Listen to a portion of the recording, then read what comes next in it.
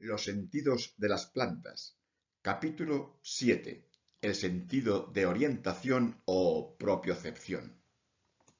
En el camino de su evolución, las plantas adoptaron estrategias de vida distintas a los animales y en lugar de adaptarse para perseguir el alimento, correr a esconderse, para evitar peligros, atacar, buscar un hábitat o una pareja, decidieron quedarse quietas en el terreno, sin moverse, y con eso consiguieron tanto éxito como demuestra su predominio en el mundo natural.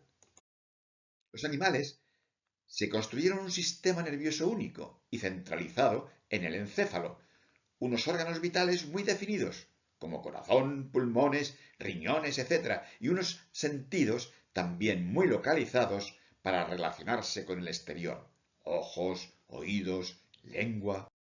Sin embargo, los centros vitales de las plantas están distribuidos. Hemos visto cómo las plantas reciben la energía de luz a través de miles de hojas, por donde también respira la planta. Cómo absorben y saborean nutrientes y agua a partir de millones de raíces. La manera como distribuyen el agua y los azúcares mediante cientos de conductos agrupados en el floema y el xilema y distribuidos por todo el cuerpo de la planta. Y nos hemos detenido también en observar cómo emiten y reciben sus alertas químicas mediante millones de células especializadas repartidas por ramas, tallos, hojas y raíces. El ser humano no puede dirigir ningún mensaje desde el pie a la mano o a la boca, por ejemplo. Todas las señales, salvo unas pocas excepciones, deben elaborarse en el cerebro. Las plantas, por el contrario, no sólo pueden comunicarse desde las raíces a las hojas y viceversa, sino también de una raíz a otra o de una hoja a otra. Digamos que su inteligencia está distribuida. Gracias a ese diseño tan ricamente diversificado, en donde la función no precisa de un órgano concreto y localizado, ni que la información tenga siempre un mismo recorrido, las plantas pueden sobrevivir ante amputaciones, quemas, roturas o heridas graves. Las partes aéreas de las plantas no son muy visibles y asequibles, pero la fijación, su permanencia inmóvil, es su esencia, y ello se debe a un mundo escondido, casi invisible, del que no nos damos cuenta y sin embargo es absolutamente imprescindible. Es el mundo del espacio bajo nuestros pies al que llamamos suelo, donde habita el maravilloso y desconocido sistema radicular de las plantas, y donde se desarrolla, junto a su función de fijación y absorción de agua y nutrientes, otro sentido imprescindible que es el de orientación o propiocepción. Los brotes de las plantas crecen hacia arriba y las raíces lo hacen hacia abajo. Pero ¿cómo distinguen las plantas lo que está arriba y lo que está abajo? No hay luz en el subsuelo ni oscuridad para las raíces aéreas. Entonces, ¿cómo saben las plantas si están boca arriba o boca abajo? ¿Cómo son conscientes de dónde están sus ramas? Si se aproximan los zarcillos a un lugar donde agarrarse o en qué punto del espacio se encuentran. Nosotros poseemos un sistema de orientación que llamamos el sexto sentido y que es una propiocepción que nos permite saber dónde está cada una de las partes de nuestro cuerpo en relación con las otras sin tener que mirarlas. En este caso, nuestra propia percepción no se debe a un órgano central definido, sino que depende de sensores y nervios distribuidos por todo el cuerpo. De los sensores, de los usos neuromusculares que están en el interior del músculo Estos receptores detectan cambios en la longitud de los músculos y transmiten la información al sistema nervioso central a través de neuronas sensoriales. Depende de los sensores situados en los órganos tendinosos de Golgi, que se encuentran en la unión músculo-tendón y en el tendón y se estimulan al alargar de manera pasiva las fibras musculares o al contraer voluntariamente el músculo. Depende esta propiocepción de sensores capsuloligamentosos que se encuentran en la cápsula y ligamentos e informan a la corteza cerebral de la posición y el movimiento de cada articulación. Son 4 receptores: de Ruffini, de Pacini, de Golgi, Mazzoni y de terminación libre. Pero también de los propioceptores vestibulares, que se encuentran en el oído interno, informando de la posición de la cabeza y del movimiento de ésta. Los conductos semicirculares del oído interno están llenos de un líquido que se mueve cuando movemos la cabeza y sus ondas estimulan nervios sensoriales. Existen también células pilosas sensoriales y unas piedrecitas cristalinas llamadas otolitos, que se hunden por efecto de la gravedad, estimulando estas células pilosas del vestíbulo. La presión de los otolitos en distintas zonas del vestíbulo nos permite apreciar si nos encontramos en posición vertical, horizontal o boca abajo. Por otra parte, los nervios propioceptivos de todo el cuerpo, distintos de los sensitivos, situados en músculos, ligamentos y tendones, informan al cerebro de la posición de nuestras extremidades. Estos sistemas sensoriales nos proporcionan nuestra conciencia estática y la dinámica cuando nos movemos o hacemos gestos. Pues bien, estos dos conceptos de conciencia estática y dinámica también se encuentran en las plantas. Darwin se refirió al gravitropismo positivo cuando las raíces de una planta se dirigen hacia el suelo y al gravitropismo negativo cuando las partes aéreas ascienden hacia arriba. Pero el modo concreto como actuaba la gravedad en estos procesos no se conoció hasta que Knight inventó una noria con la que centrifugaba a 150 revoluciones por minuto durante varios días a varias plantitas. Y observó que todas las raíces de las plantitas crecían hacia afuera, en la dirección de la fuerza centrífuga, y las partes aéreas crecían hacia adentro, donde menor fuerza gravitacional existía. Pero ¿cómo notaba la planta la gravedad? ¿Qué parte de la planta percibe la gravedad?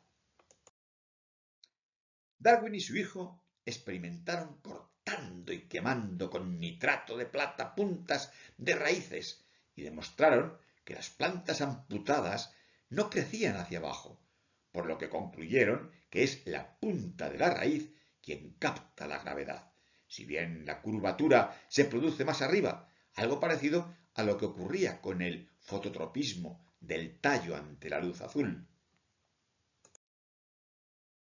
Por tanto, corroboraron que las células situadas en el ápice de la raíz, en una región conocida como cofia, pilorriza o caliptra, notan la gravedad y conducen el crecimiento. Pero, ¿por qué entonces los brotes obedecen a un gravitropismo negativo creciendo hacia arriba? De nuevo, las perrerías llevadas a cabo con nuestra plantita Arabidopsis permitió dar respuesta a esta pregunta. Para ello, se eligieron plantas de Arabidopsis a las que se les sometió a procesos químicos, de modo que al destruir algunos de sus genes, los científicos consiguieron mutantes llamadas ciegas porque no podían distinguir debajo de arriba. Unas Arabidopsis mutantes solo resultaban afectadas en la raíz y otras solo en el tallo, lo que sugiere que ambas partes detectan la gravedad de modo distinto. Una mutante de la Arabidopsis sin el gen Scarecrow, SCR, en español diríamos espantapájaro, presentaba tallos que no sabían que los habían colocado de lado, de manera que la planta mutante crecía en horizontal, pero las raíces sí sabían crecer hacia abajo. Además, se descubrió a principios del siglo XXI que el gen Scarecrow es necesario para la formación de la endodermis, un tejido que en la raíz decide que entra y sale agua, minerales, iones en los tubos de xilema porque es importante que sea transportado. Las mutantes sin el gen Scarecrow saben crecer hacia abajo, pero no hacia arriba. Conclusión. Dos tejidos vegetales distintos detectan la gravedad. En las raíces lo hace la punta radicular, mientras que en el brote lo hace la endodermis. ¿Y con qué mecanismo? En la pilorriza, las células de la zona central contienen unas densas estructuras de almidón con forma de pelota llamadas estatolitos, los cuales, de modo similar a lo que ocurre con los otolitos de nuestro oído, al ser más pesadas que las otras partes de la célula, se posan en el fondo de las células de la pilorriza. En el tallo, la endodermis, como la pilorriza de la raíz, también posee estatolitos, por lo que cuando los tallos se tumban, los estatolitos caen y dirigen el crecimiento mediante las auxinas de abajo arriba. El transporte lateral de las auxinas se mueve hacia abajo por el efecto de la gravedad. Y a mayor crecimiento del lado inferior debido al incremento de la contracción de auxinas, el ápice se curva hacia arriba.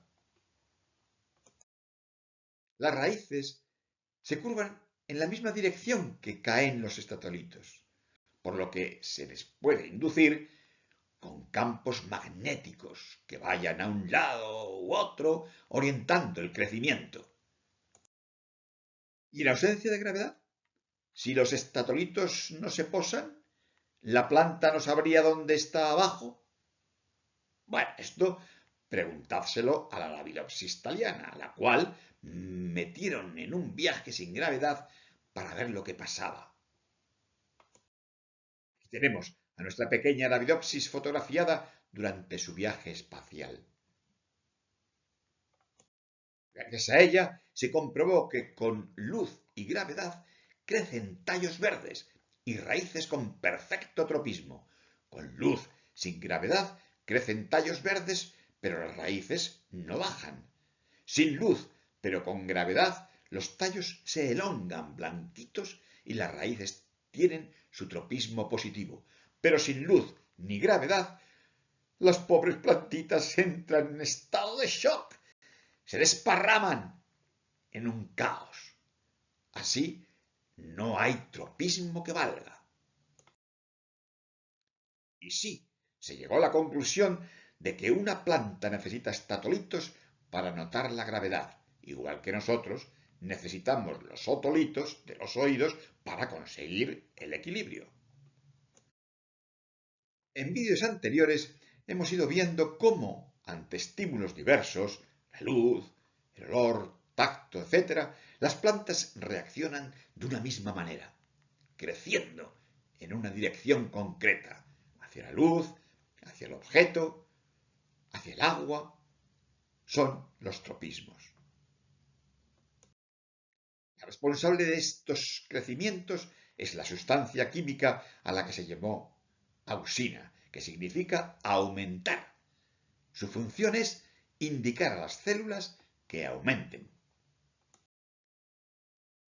La sombra aumenta la auxina y por eso el tallo se dobla hacia la luz.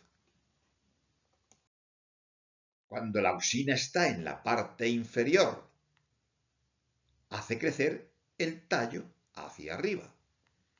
La auxina en la parte superior de las raíces las hace alargarse hacia abajo. Las plantas, como vemos, no paran de moverse y perseguir objetivos. Tan es así que Darwin averiguó que todas las plantas se mueven en una oscilación espiral recurrente a la que designó circumnutación. Algunas plantas, como las judías, dibujan en esa circunnutación un círculo de hasta 10 centímetros de radio. Otras se mueven solo milímetros, como las ramas de las fresas. Los tulipanes circunnutan a velocidad fija y la Arabidopsis varía entre 15 minutos y 24 horas en realizar un círculo. Estos círculos, según Darwin, se debían a la búsqueda de un equilibrio de los tallos, pero otros investigadores los suponen causados por los estatolitos.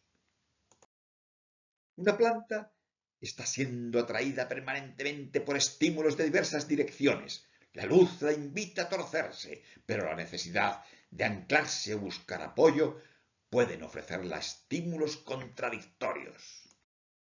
Así que la posición de cualquier parte de la planta puede describirse como una suma de los vectores de fuerza que actúan sobre ella e indican a la planta dónde está y en qué dirección crecen cada una de sus ramas o raíces.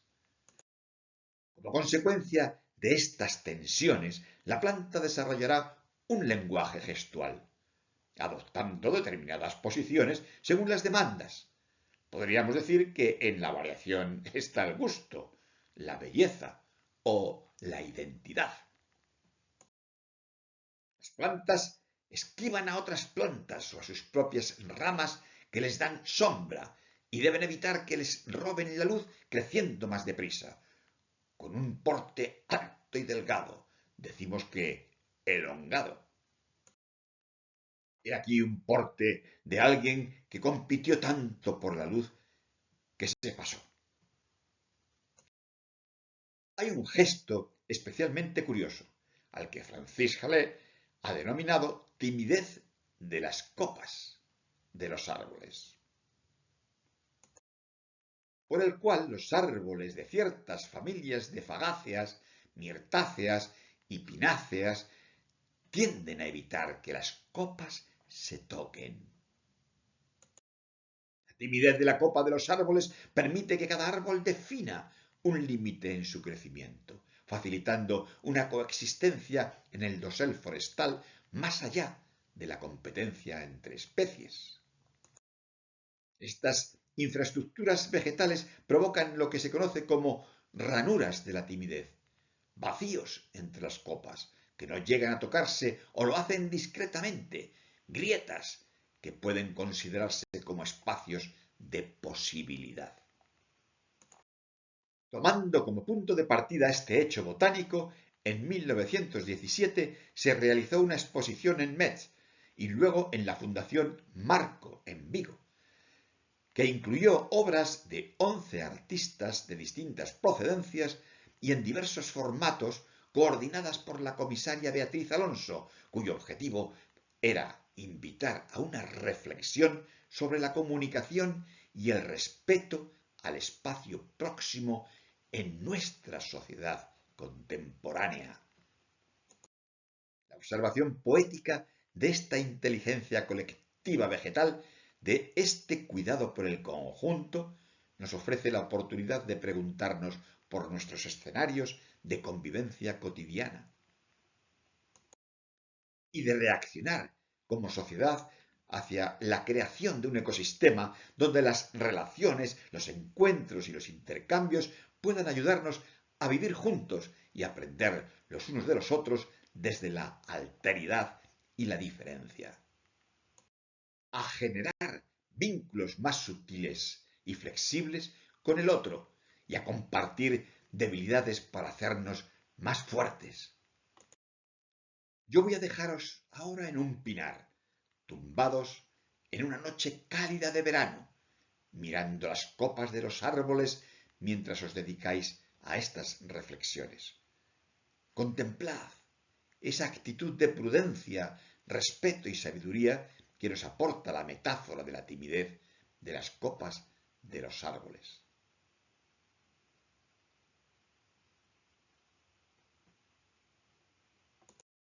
Gracias por vuestra atención y os espero en los capítulos 8 y 9 en los que trataremos el sentido del oído.